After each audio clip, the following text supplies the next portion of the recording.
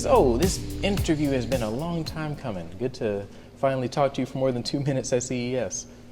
Yes, Jeff. I'm glad you can make it all the way here and see our progress and see all the amazing things we're doing. And certainly enjoyed your channel over the last couple years. Even though I wish you would post, more predictably. But now you seem to be getting on track. So I am every week, so long as nothing crazy happens in life. Nice. So, I like the shorts too. So the shorts are great. Appreciate it. I'm gonna get into those this year more so because I found out for shorts you have to plan those bad boys. So yeah. There's a lot of math and science in the Aptera, so it's really hard for us to put out all the information on, what does it all mean. But you do a great job in that. So I think that'd be a great use to us for sure. All right. So. I just wanted to kind of go ahead and talk to you about Aptera's progress in general because it's a lot. As this will be the first section of the video I release, they'll get to see that later, but we're just going to kind of go over some of that stuff. Sure. So first question. Oh, we got questions. Oh yeah. Shit, so okay. we have questions from all over, honestly, but yeah, just kind of nice. See how that goes. All right, so what does having a board of directors mean for the company specifically? Like, you announced that you had a new head of the board of directors. What does that mean? Well, having a chairman is, obviously direct oversight and leadership. Tony gets to craft kind of how our meetings work and what we get to focus on. And as a chairman, he gets to kind of go off and explore new ideas and strategies that maybe he wouldn't have the time for as just a regular board member. Gotcha. But, and a board of directors in general is really meant to give us, more experience, more strategic vision. Steve and I are buried in the nuts and bolts of this thing every day. It's hard to step back and see the forest for the trees, right? We're busy with supplier issues and technical issues and hiring and interviewing and the pipe breaks and we got to figure out how to get people in here to fix it and all these things that it takes to keep this place alive. So a board of directors is really great because Tony and Todd have a wealth of industry experience, a wealth of life experience, and they're both just great guys that can kind of come in and they can say, look, you guys are focusing on the wrong thing here. We know it's very important to you because you're in the weeds every day, but when you take a step back, it's more important to realize that if we do X, X, and X, the long-term success of Aptera will be better. So, that's what we want. We want to deliver solar mobility to the masses, and we want to get as many of these things out on the road as possible in the next decade. So guys like Tony and Todd are going to help that vision for sure. Fantastic. All righty. So Steve mentioned an issue that was kind of resolved through vertical integration in one of his posts on X. I always want to call it Twitter. He's a much more prolific poster than I am. I'm busy. I don't give a lot of those social channels any justice, but he's pretty good at posting. I'm not. Sometimes I don't even read Steve's posts. So nice. It's funny, but I'm kind of the same way with I don't post at all. Yeah. And my wife's like, you should post this thing. I'm like, oh yeah, I should post this thing. And so that's the only time I post is when she reminds me about it. But she's there to bug you then. Right? Seriously. But do you have any other fun stories about the methodology that that needed to be addressed as you were moving through figuring out production and things like that? Production is a whole different monster than design. Some of the initial design challenges, the aerodynamic refinements, figuring out how to build these lightweight components and, kind of cram everything into, our beautifully aerodynamic styled body was quite a challenge in the early days. Now we're getting to the production science of how do we get these things on the floor and refine manufacturing techniques and stuff like that. I think kind of the last big thing as we were deciding, does the chassis need to exist as its own subassembly away from the body structure?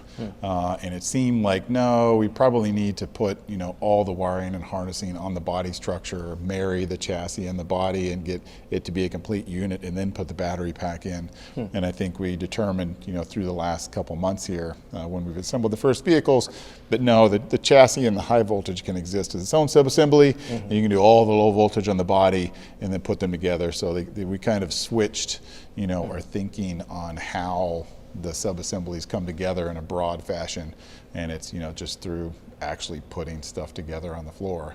You know, every time you put a new part on the floor and you put the time into actually getting it, you know, assembled and working, you learn a lot, and then you can go back and reflect on it. So that was one of the big things recently that I think was pretty interesting to note. But every day there's a new thing in solar, a new thing on the battery packs, a new thing in the control systems and the POUCs, and, you know, you name it, everybody's putting in great mental efforts to make this the best it can be. Absolutely, yeah. I saw the board back there and all the little things you guys were fixing at the time. I'm like, that's a lot of things to think about on the fly. So. It's a lot of things, you know, 1,700 parts, you know, on the vehicle, 136 different sub-assemblies. So, you know, it's a lot. Yeah. Let's see. So this was a subscriber question. They were wondering if you guys are going to be financing in-house, or would there be an outside person to do financing and things like that, or have you gotten that far? We've had conversations about it. We'd love to find a financing partner that can just kind of handle it all and say, like, we're the preferred financing partner. We'd love to have kind of a subscription agreement, so you don't even call it financing anymore. You pay $340 a month and you get your Aptera, the insurance, and, you know, all the power you can use. But, you know, those things will take time to figure out, and I don't think we'll really put a pin in it until we kind of have first delivery dates. Because obviously the finance people want to make money on it, and they're not going to start making money until we start delivering vehicles en masse. Right. So even when we start delivering to the first accelerators, you know, it's a couple at a time, and then it's, you know, a couple dozen at a time, and, you know, it'll take, you know, through the end of this year and into 2027 to really get burning. So I imagine, you know, as we get closer to the end of 2026, then we're expecting to deliver our first vehicles. That's when it'll be, okay, we've got this finance company lined up. You can always go and finance it, you know, through your local bank or whatever, but we'd love to, you know, be able to have it clickable on the website and just be able, you know, click here, fill out your information, get pre-approved, and then you know that kind of all your financing or subscriptions taken care of. But, you know, we're just talking about service models and financing, you know, today and over the last few days, so it's coming together for sure. Okay, cool. Another one of the thousands of things that we have to conquer before we deliver our first vehicles. But you're doing a good job, by the way, because when I went through the factory tour, it was one of those things where I was surprised at how much was there compared to the last time around. Just the volume of things that have changed, and parts being on the parts racks and all that kind of stuff. Just something as simple as parts on the parts rack. We had racks last time I was in, but like 3 or 4 parts. Now it's like filled to the brim. So just watching that progression and seeing it in person is just phenomenal. So good job, team. You're doing a good job. Well, project forward, you know, to when we're putting hundreds of vehicles worth of parts on the shelves at a time, and things get a lot more extreme for sure. Oh yeah. Yeah. Yep. Let's see. So what have you learned in relation to like the battery management system and like charging multiple sources at a time and keeping the battery cool? You know, heat hasn't been too much of an issue because we don't, you know, over discharge or overcharge our battery too much. The great thing about using such little energy per mile is you don't have to, you know, worry about charge rates as much as, you know, like if you had a Hummer EV. You know, you're really worried. You're not charging your Hummer EV with a 110 extension cord. I've heard of people trying to do that, and, you know, they go on a ski trip and they take their, you know, big, huge pack SUV up to the mountains, and the only thing that's available in the cabin is a 110 extension cord, and they charge, you know, for 4 days, and they're like, I only got 24 miles into my vehicle over this whole time. You know, the Aptera with a 110 extension cord, you can get 150 miles overnight. Yep. So you leave it for a few days and you're definitely fully charged. So because we don't abuse the pack as much, you know, we don't really have to worry about cooling or heating like other people might. So, you know, we've got a pretty good cooling infrastructure, but I dare say to the chagrin of our engineers, like it's already overbuilt. We don't need that much cooling, and that's kind of what we've learned over, you know, the last few months of testing is, you know, we just don't need that much because we don't abuse our pack like other bigger vehicles might. Gotcha. Yeah, having it and not needing it is outstanding. So, Yeah. let's see.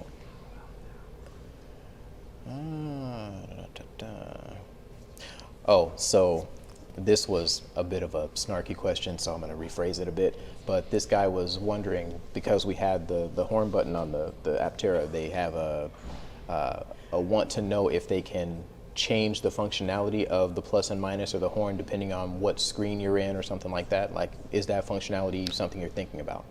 Yeah, it's a good question. We'd love to make the UI as programmable as possible and be able to reprogram the buttons everywhere. Unfortunately, the horn button is a federal motor vehicle safety standard requirement for motorcycles. Right. You got to have a horn button. It's got to have a very specific label on it, and it's got to be clearly visible and clearly accessible.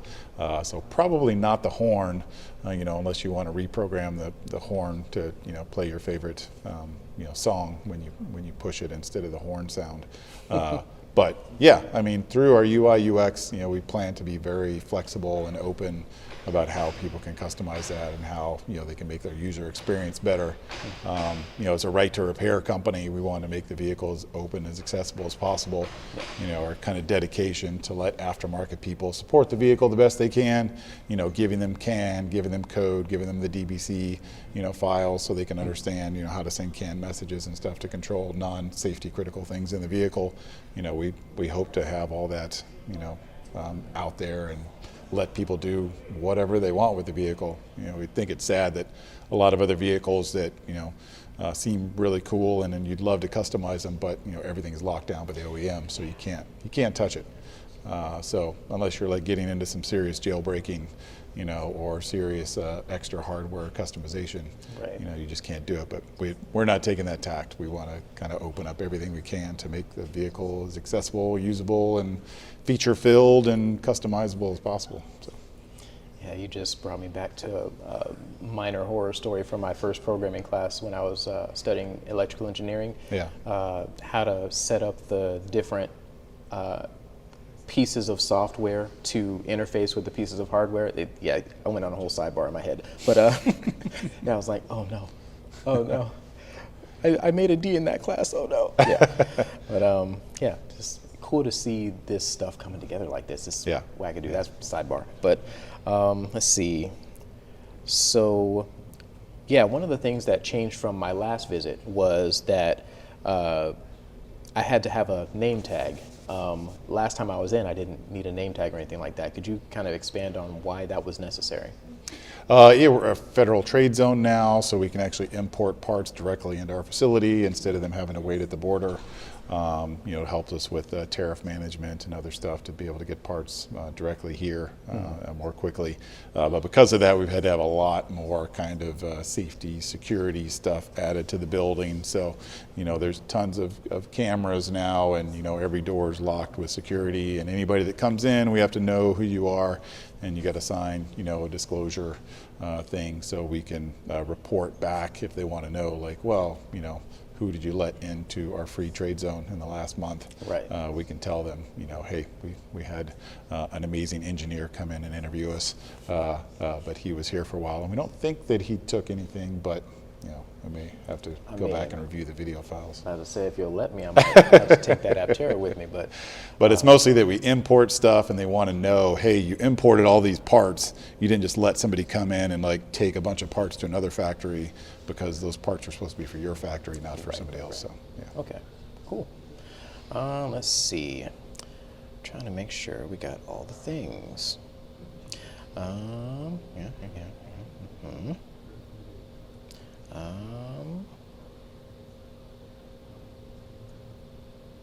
Okay, got all the things.